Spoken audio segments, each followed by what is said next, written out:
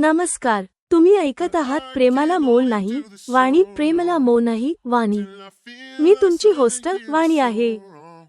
आजच्या भागात माझ्या विद्यार्थिनी सौम्याला त्रास देणाऱ्या व्हायरसवर हल्ला होतो. आमच्या योजनेनुसार मी त्या हिरव्या शर्ट घातलेल्या व्यक्तीसमोर उभी राहते, जो फळ विक्रेता मंटू असल्याचे निष्पन्न होते. माझ्या रागीट नजरेचा आणि बनावट धैर्याचा वापर करून मी त्या टवाळ मुलाला त्याची दुकान बंद करण्याची धमकी देऊन त्वरित कसे पळवून लावले ते ऐका. हा विजय माझ्यात एक नवीन संकल्प भरतो, देशाच्या नारी शक्तीला निर्भय बनवण्याचा. पण कथानकात एक अनपेक्षित वळण येते. मी नोकरीवर रुजू झाल्यानंतर 2 महिन्यांनी अलका भाटिया मॅडम मला त्यांच्या भव्य निवासस्थानी दुपारच्या जेवणासाठी आमंत्रित करतात.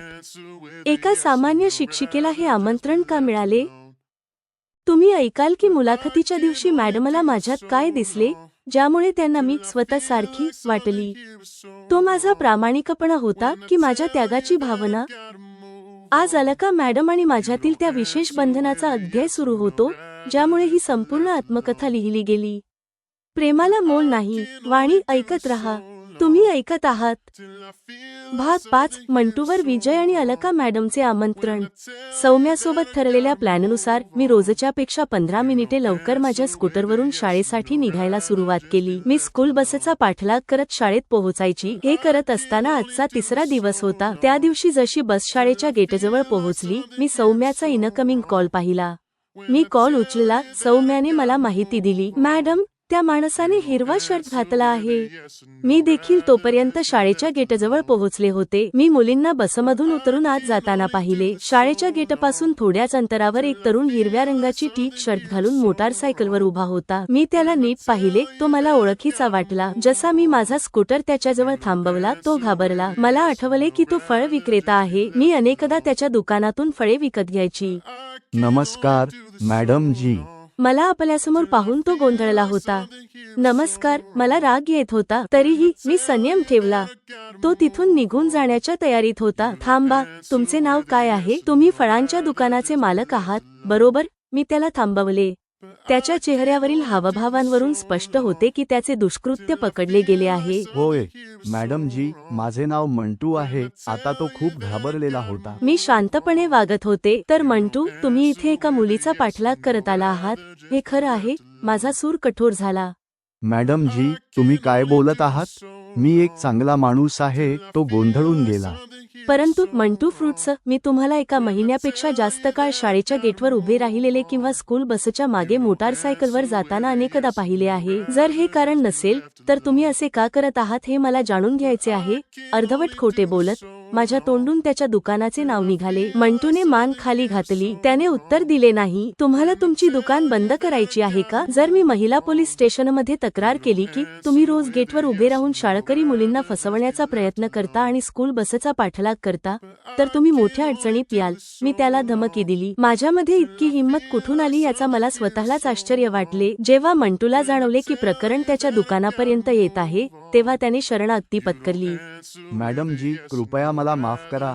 मी पुन्हा कधीही असे करणार नाही, त्याने विनवणी केली. समस्या अपेक्षेपेक्षा कमी प्रयत्नात सुटत आहे हे पाहून मी त्याच्यावर आणखी थोडा मानसिक दबाव टाकण्याचा निर्णय घेतला. म्हणून ताबडतोब इथून निघून जा आणि आपल्या दुकानाचे काम पहा. मी वेळोवेळी तुमच्या दुकानातून फळं घेण्यासाठी येत राहीन. तुम्ही सरळ मार्गावर आहात की नाही हे मी तुम्हाला आठवण करून देत राहीन, सूचना देत मी त्याला चेतावणी दिली. मंटूच्या चेहऱ्यावर असे भाव होते जणू तो कोणत्या तरी भूतापासून मुक्त झाला आहे. त्याने त्वरित आपली मोटारसायकल सुरू केली. मॅडम जी, मी पुन्हा कधीही अशी चूक करणार नाही, असे म्हणत तो वेगाने निघून गेला. मी विचार करायला लागले, सौम्यासाठी तर ठीक आहे. आता मी स्वतः या टवाळांचे लक्ष बनू शकेन का? मला भीती वाटली की आजची ही घटना पुढे जाऊन माझ्यासाठी कोणतीही अडचण निर्माण करू नये. नंतर मी स्वतःला समजावण्याचा प्रयत्न केला.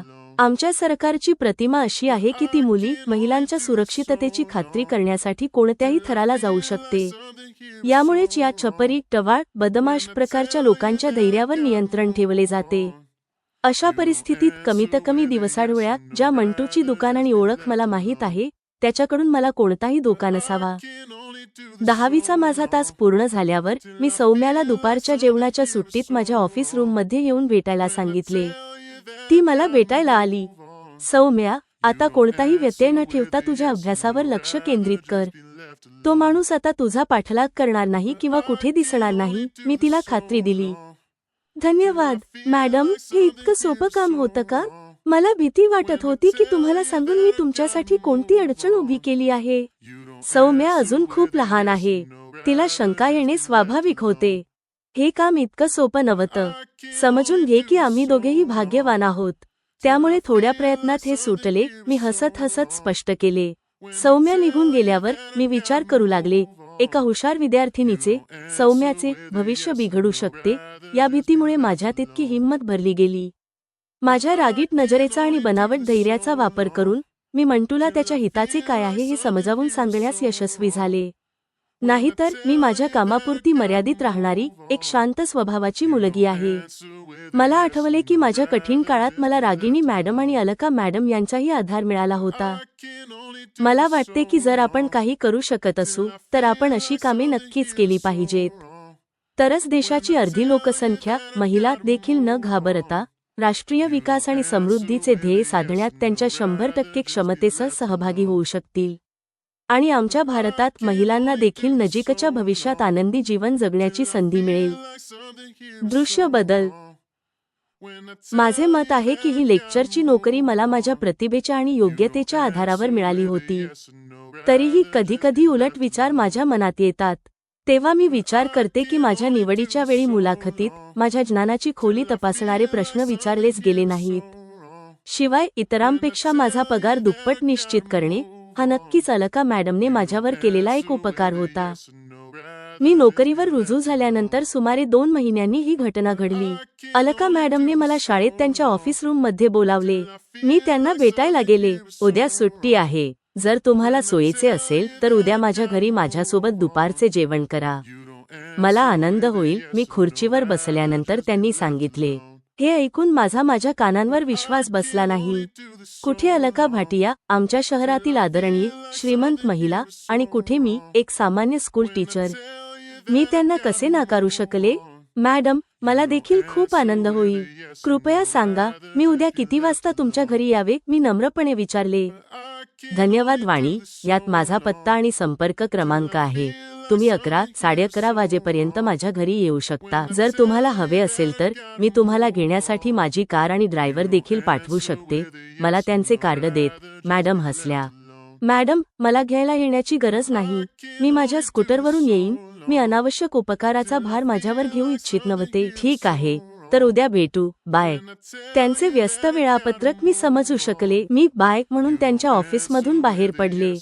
त्या रात्री मी ही गोष्ट माझ्या वडिलांना सांगितली. मला मिळालेल्या या आमंत्रणाने वडीलही खूप खुश आणि उत्साही होते. अलका भाटिया यांच्याशी इतकी जवळीक असणे तुझ्यासाठी अभिमानास्पद असायला हवे. वडीलही अभिमानास्पद वाटले. दुसऱ्या दिवशी मी अलका मॅडमच्या घरी पोहोचण्यासाठी इतकी उत्सुक होते की माझ्या तारुण्याच्या सुरुवातीला एक प्रेयसी आपल्या प्रियकराला भेटायला जाताना जितकी उत्सुक असते, जसे मी प्रणयरम्य रोमॅन्टिक कादंबऱ्यांमध्ये वाचले होते. तथापि माझ्या आईच्या अकाली निधनानंतर तारुण्याच्या सुरुवातीला अनुभवल्या जाणाऱ्या भावना माझ्यामध्ये शिल्लक राहिल्या नव्हत्या. तेव्हापासून कादंबऱ्या वाचण्याची माझी आवडही कमी झाली होती. मी बरोबर 11 वाजता अलका मॅडमच्या घरी पोहोचले. त्यांचे निवासस्थान हे कोणतेही सामान्य घर नव्हते, तर तो एक भव्य महाल होता. गेटवरच्या गार्डने माझे नाव विचारले. मी सांगितल्यावर त्याने गेट उघडला आणि मला माझ्या स्कूटरसह आत येऊ दिले. मी मोठ्या वरांड्यात पोहोचले. तिथे 2 कार पार्क केलेल्या होत्या. त्यापैकी एक माझ्यासाठी खूप परिचित होती. मॅडम रोज शाळेत येत नसत, पण ज्या दिवशी येत त्या दिवशी त्या साधारणपणे त्याच कारमध्ये येत असत. मी माझा स्कूटर वरांड्याच्या एका बाजूला पार्क केला. तेवढ्यात एक नोकरणी तिथे आली. तिने मला अभिवादन केले. तिच्या निर्देशानुसार मी तिच्या मागे एका भव्य ड्रॉइंग रूम मध्ये पोहोचले. नोकरणीने मला बसायला सांगितले. मी महागड्या आणि आरामदायक सोफ्याच्या एका कोपऱ्यात संकोच आणि सावधगिरीने बसले. जवळपास 2 मिनिटे झाली असतील तेव्हा अलका मॅडम तिथे आल्या आणि येताच त्यांनी मला मिठी मारून स्वागत केले. मग माझा हात धरून मला त्यांच्या बाजूला सोफ्यावर बसवले. त्यांचे वागणे असे होते जसे एखादी श्रीमंत कुटुंबातील आई आपल्या तरुण मुलीशी वागते. वाणी, मला तुला लवकरच लंचसाठी बोलावायचे होते, पण माझ्या व्यस्त वेळापत्रकामुळे मी लवकर बोलावू शकले नाही, मॅडमने स्पष्ट केले. मॅडम, तुम्ही शाळेतील सर्व शिक्षकांना अशा प्रकारे दुपारच्या जेवणासाठी बोलावता का? उत्सुकतेपोटी मी एक मूर्खपणाचा प्रश्न विचारला. खरं तर वाणी, ही शाळाच माझे एकमेव काम नाही. माझा एक ॲक्रेलिक उद्योग देखील आहे आणि मी त्याची CEO देखील आहे. अशा परिस्थितीत मला शाळेतील सर्व कर्मचाऱ्यांना बोलावायचे असले तरी वेळेअभावी ते शक्य नाही. तुझ्याबद्दल बोलायचं तर मुलाखतीच्या दिवशीच मला तुझ्यामध्ये काहीतरी असं दिसलं जे मला माझ्यासारखे वाटले. म्हणूनच मी तुला भेटायला उत्सुक होते. मॅडमने माझी मनस्थिती समजून घेत प्रेमाने माझ्याकडे पाहत समजावले. जेमिनीचे पुनरावलोकन आणि रचनात्मक मार्गदर्शन. प्रिय श्रोतेहो, इथे प्रेमाला मोल नाही. वाणी भाग 5 समाप्त होतो. हा भाग वाणीचे धैर्य आणि अलका भाटिया यांच्यासोबतचा तिचा मार्गदर्शक शिष्या मेंटी संबंध स्थापित करतो. भाग 5 ची शक्ती आणि कथानकाचा विकास. सध्याचे कथन, मंटूचा उपाय. वास्तववादी धैर्य. वाणीने मंटू, फळ विक्रेता, शी खोटे आणि धमकी, दुकान बंद होण्याचे भय वापरून ज्या प्रकारे व्यवहार केला तो खूपच वास्तववादी वाटतो. हे दर्शविते की न्यायासाठी कधीकधी नियमांसोबत व्यावहारिक धैर्याची देखील आवश्यकता असते. आत्मजागरूकता. वाणीचा हा विचार की ती आता स्वतः डवाळांचे लक्ष बनू शकते, तिच्या अंतर्मुख इंट्रोवर्टेड स्वभावाची पुष्टी करतो. परंतु तिचा हा निष्कर्ष की महिलांच्या सुरक्षिततेनेच राष्ट्रीय विकासामध्ये त्यांचा 100% सहभाग सुनिश्चित होऊ शकतो, तिची सामाजिक जाणीव दर्शवतो. अलका भाटियासोबतचा संबंध. मार्गदर्शनाची सुरुवात. अलका भाटिया यांचे वाणीला दुपारच्या जेवणासाठीचे आमंत्रण एक सामान्य सामाजिक घटना नाही. अलका यांचे विधान की मी माझ्यासारखे काहीतरी तुझ्यामध्ये पाहिले स्पष्टपणे सूचित करते की अलका आपले भूतकाळातील प्रतिबिंब वाणीमध्ये पाहते. हाच दोघांमधील सखोल भावनिक बंधनाचा आधार आहे. सरळ स्वीकार. वाणीची उत्सुकता, संकोच आणि भव्य महाल पाहून तिची अस्वस्थता हे सर्व सामान्य पार्श्वभूमीतील एका मुलीसाठी नैसर्गिक आहे. अलका यांचे मिठी मारून केलेले उबदार स्वागत हे सामाजिक आणि आर्थिक अंतर त्वरित दूर करते. हा भाग अलका भाटिया यांना वाणीच्या आयुष्यातील नायिका म्हणून स्थापित करतो. ऑडिओ सादरीकरणासाठी मार्गदर्शन. वाणीचा आवाज. मंटूसोबतचे संभाषण. मंटूसोबत बोलताना वाणीचा आवाज कठोर आणि असामान्यपणे ठाम असावा, इतका की तिला स्वतःला आश्चर्य वाटावे की तिच्यात इतकी हिंमत कुठून आली. मंटू फ्रुट्स म्हणताना थोडासा उपहास असावा. वडिलांसोबतचे संभाषण. अभिमान आणि स्नेह यांचा मिलाफ असावा, विशेषतः जेव्हा ती आपल्या वडिलांना नोकरीवर जाण्याबद्दल सांगते. पात्रांचा आवाज. मंटू, त्याची घाबरणे आणि अधीनता त्याच्या आवाजाच्या पट्टीमध्ये आणि अडखळण्यात प्रतिबिंबित व्हायला हवी. विनवणी करताना त्याचा आवाज खूप नम्र असावा. अलका भाटिया, स्वागत करताना त्यांचा आवाज प्रेमळ पण नियंत्रित असावा. जेव्हा त्या स्वतःला CEO म्हणून ओळख देतात तेव्हा आवाजात सामर्थ्य आणि महत्त्वाची जाणीव असावी.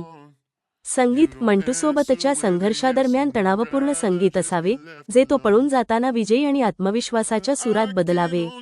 अलका मॅडमच्या महालाच्या दृश्यात शांत आणि शांततापूर्ण पार्श्वभूमी संगीत वापरावे. भाग 5 समाप्त.